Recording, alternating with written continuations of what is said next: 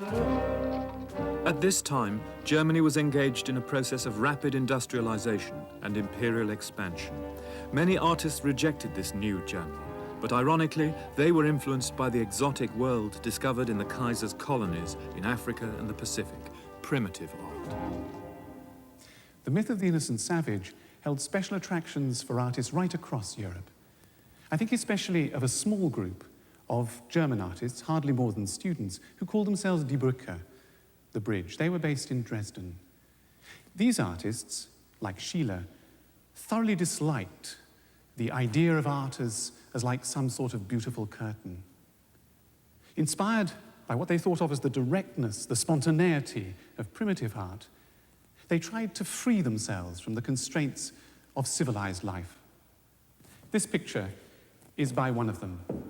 It's by Ernst Ludwig Kirchner, and it was begun in around 1909. And it shows how they actually tried to live the myth of the primitive, to act it out for themselves in what amount to nudist bacchanals here on the shores of the Moritzburger Lakes.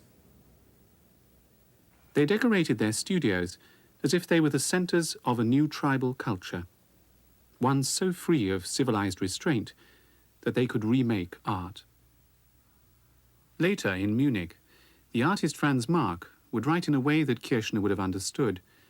Our ideas and ideals must be clad in hair shirts.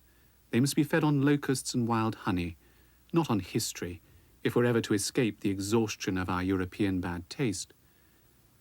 For the Brücke artists, it seemed briefly possible to live and paint as if making a reality out of a primitive idyll, and thus to confront modern Germany, industrial and militaristic, with an alternative.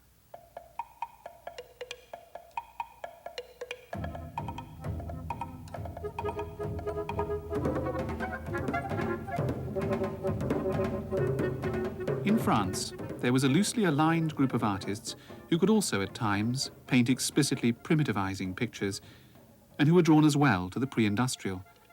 I mean the fauve. They preceded the Brücke artists and provided a vital example for them. André Derain was a leading fauve at this time, and this is his Bathers of 1907. For them, as for the Brücke artists, an exciting stimulus was provided by Paul Gauguin's exotic, highly coloured transformations of native life in France's South Sea colonies.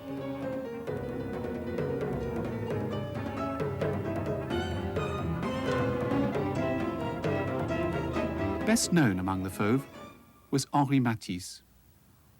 This is Matisse's Lux, Calme et Volupté. He began, in 1904, to use a repertoire of coloured patches and marks brilliantly synthesized from Gauguin, Van Gogh and Signac, using them as the sumptuous pictorial vehicle for his own range of pre-industrial idylls. His Lux, Calme et Volupté is a spectacular example.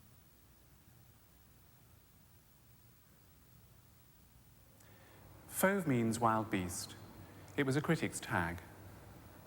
And it was the seeming wildness of paintings like this by André Derain that made them for contemporaries so much more modern than their sources. And by their sources, I mean Gauguin and even Van Gogh. And yet, when one looks at a Derain like this, I think it's very obvious that the discord, the tension that came of the sexual subject matter of Kirchner in Germany and of Schiele in Austria just isn't there. The fauves used their wild way with colour, and it was actually much less wild than it seems, much more knowing. They knew exactly how to use a blue against a green, an orange or a red against a yellow. They used their way with colour to ravish the eye. They produced versions not only of a golden age, but also what one might call a tourist's world, a world where the sun is always out.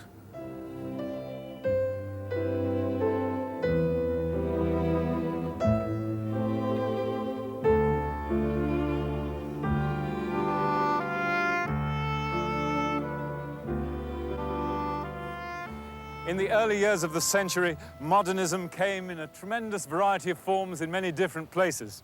But there was one city which was viewed as the preeminent center of modernism and which acted as a magnet to a motley army of artists who came from everywhere.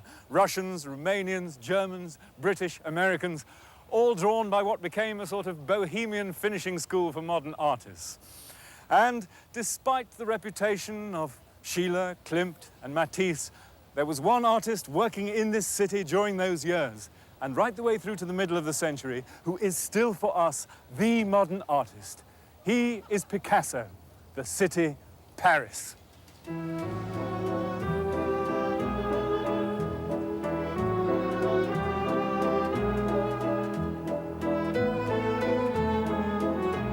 Of all the artists who worked in Paris, it is Picasso who's been elevated by critics and historians to the status of the modern artist as hero. To honor him, the French have installed all the works that he never wanted to sell in the grandest of museums, a supreme monument founded by the establishment to an artist whose reputation was built on the subversion of establishments.